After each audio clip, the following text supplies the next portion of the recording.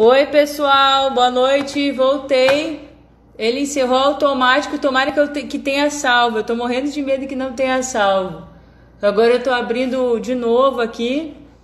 Vamos ver se já tá salvo.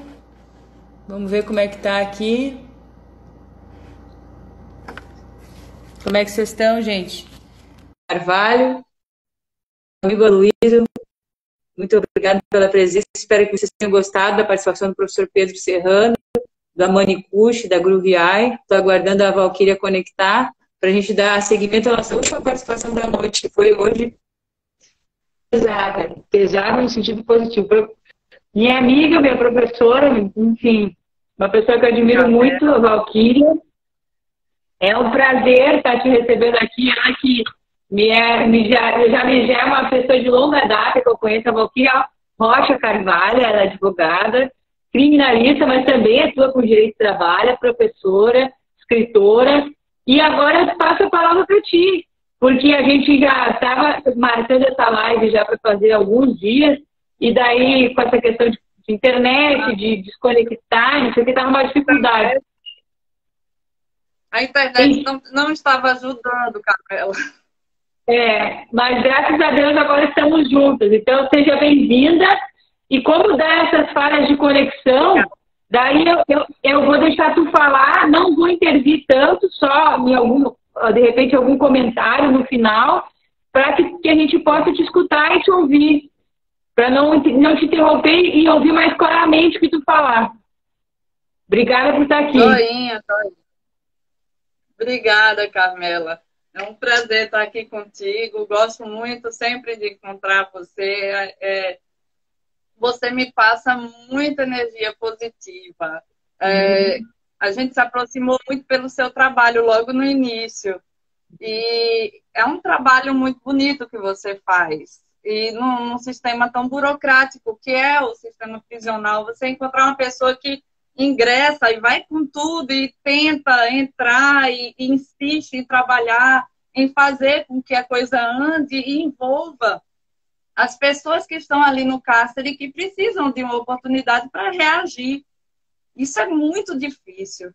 Quando a gente fala de exclusão, a primeira coisa que me vem à cabeça certamente é a vida no cárcere, que é muito complicado. E assim, nos tempos de hoje, a gente começar a falar sobre necropolítica e aquela...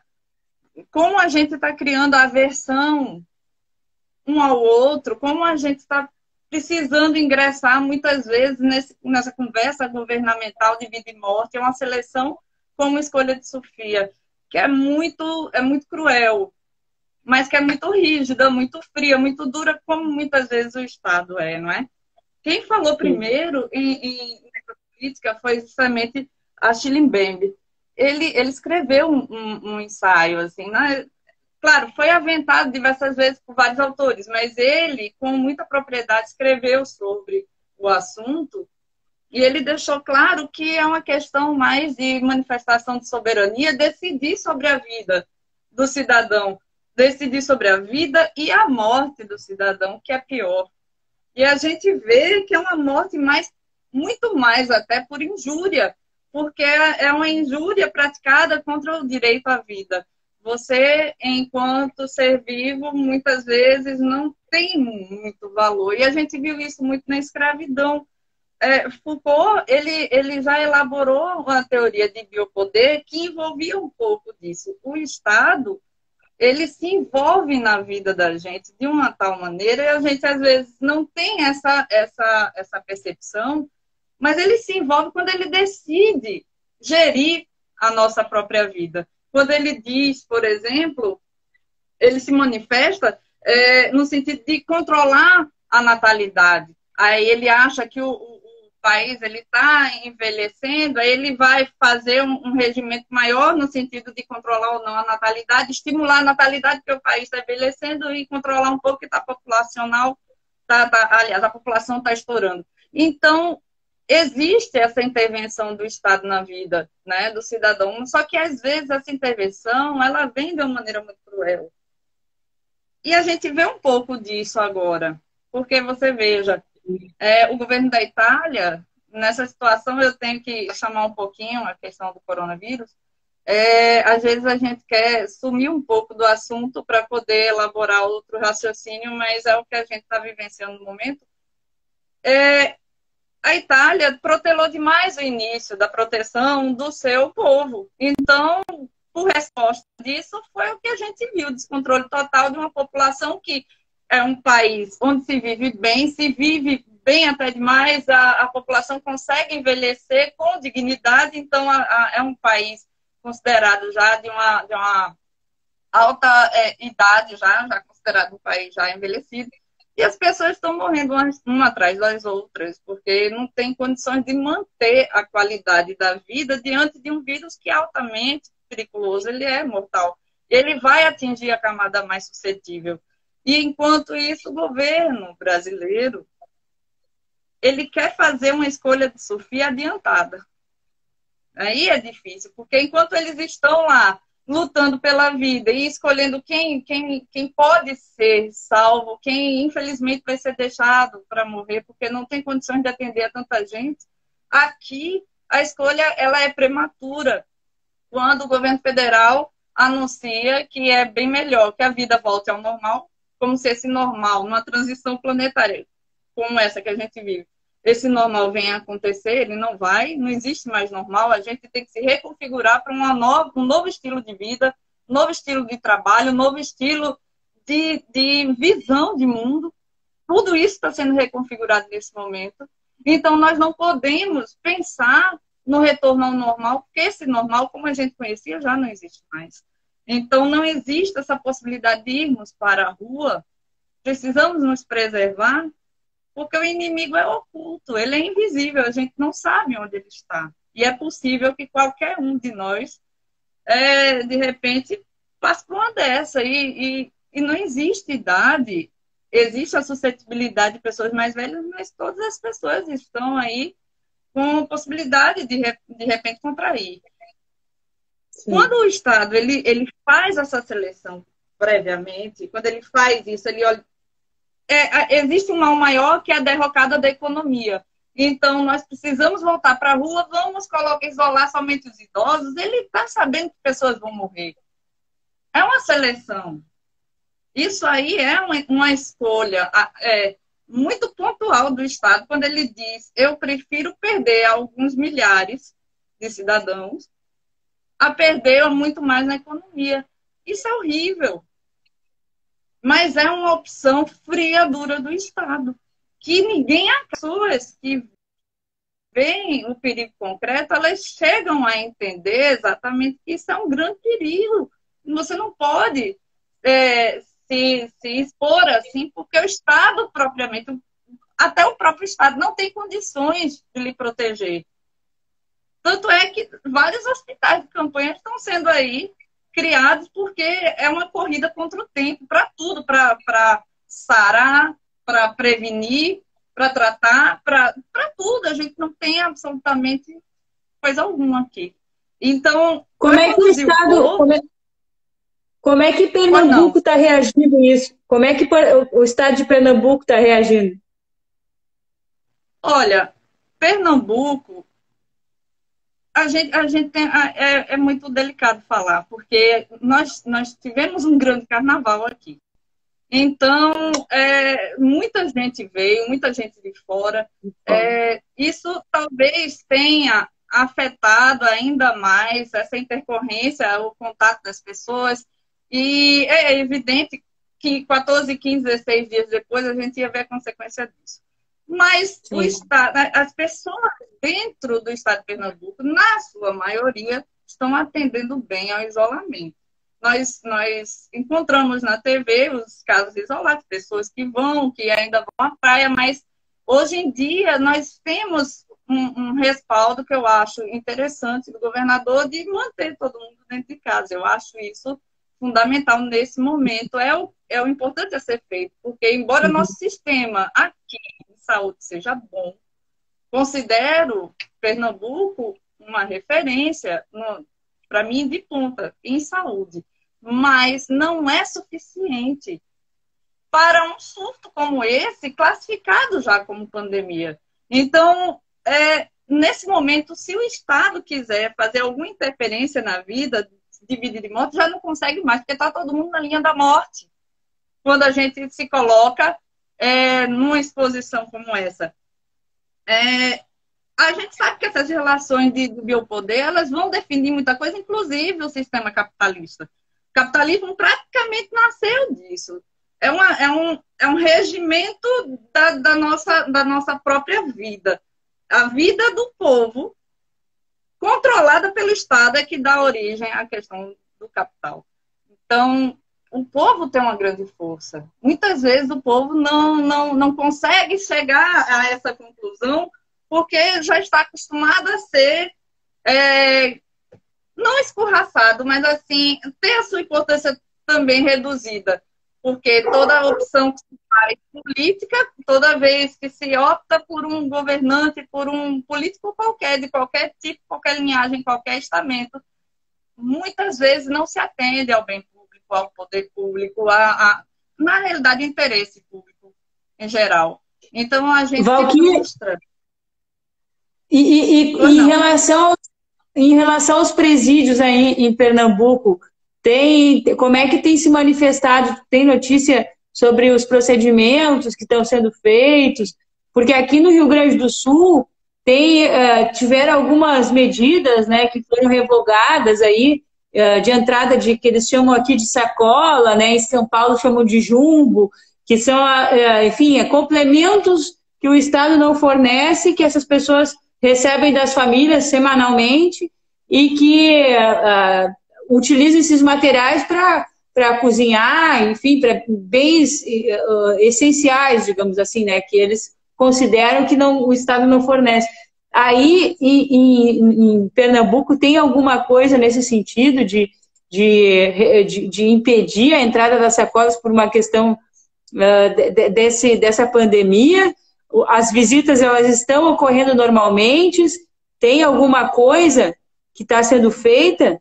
E agradecendo ao Murinho na presença, aos amigos aí, o voluntário Marte, que também foi da nossa polícia, né, da Brigada Militar, uma pessoa altamente qualificada, professor e também aí colega e voluntário do Direito no Cárcere. Carmela, antes de responder propriamente a essa questão, eu vou te dizer uma coisa. Ao longo da história da humanidade, poucas vezes eu vi alguém valendo tão pouco, porque eu vi na escravidão. A escravidão foi uma passagem triste e lamentável da nossa história. Os presos, eles não têm muita prerrogativa de vida. Existe um certo cuidado, sim, porque ali, se um caso for levantado, todos os outros são contaminados. Isso aí não existe uma forma, hoje, nem de se isolar, nem de se ter uma vida digna dentro do cárcere, sequer pensar em se dividir um pouco mais as pessoas que estão vivendo ali dentro. Imagine o isolamento, como é que ele teria que ser feito? Dificilmente haveria como. Então, aqui em Pernambuco, o que houve foi o seguinte: de primeira, nós vamos controlar a entrada no sistema prisional. Então, houve um controle maior da entrada. Isso no início, porque no início nada era muito flagrante, a gente não sabia exatamente com o que estava lidando, as coisas ainda estavam acontecendo, e só estavam lá na China, né? Então, e de repente tomou essa proporção, então o Estado veio a proibir visita, né? Aí, agora as medidas de contenção, elas estão mais acirradas porque existe a necessidade da proteção daquela população carcerária. É muito importante que a gente ressalte nesse momento que, embora eu fui do sistema carcerário por um ano, assim que eu comecei a advogar, eu fui voluntária, né, em um presídio em Pernambuco. E eu sei que as coisas dentro do sistema, elas são um pouco burocráticas, coisas que demoram um pouco, poucos advogados naquela época, né, ali, que poderiam prestar o serviço. Eu entrei como voluntária porque eu queria saber, sentir o sistema como era. Mas até para ingressar era complicado. Era muito burocrático ingressar. E uma vez dentro, quando eu tinha contato com os presos, que inclusive eram excelentes comigo, eu nunca fui destratada por um preso durante o tempo que trabalhei para o sistema. Já fui até destratada por outros clientes na vida, mas os presos, eles respeitavam demais. E os presos doentes, eles não viviam, eles passavam o número do prontuário escondidinho, às vezes, e eu olhava aquilo e dizia, mas por que precisa pedir ajuda do advogado preso? E o advogado trabalha no sistema, por que ele precisa pedir dessa forma? Porque dentro do sistema era muito complicado. Eu imagino hoje é claro, as condições de vida devem ter melhorado muito no cárcere, mas com uma ameaça de vida tão grande como essa, o Estado, eu vejo trabalhar no sentido de preservação, muitas vezes, da vida. Não é? Eu tenho conhecidos com pessoas dentro, e eu tenho colegas que também são advogados. No cenário que é a vida no cárcere, eu digo que não é dos piores do que eu tenho visto pelo Brasil. Agora, existe também a ameaça que a gente não pode descartar. O que pode ser feito se, por um acaso, esse vírus ingressar no sistema? Sim. O que vai ser feito com o pessoal? E você para pensar.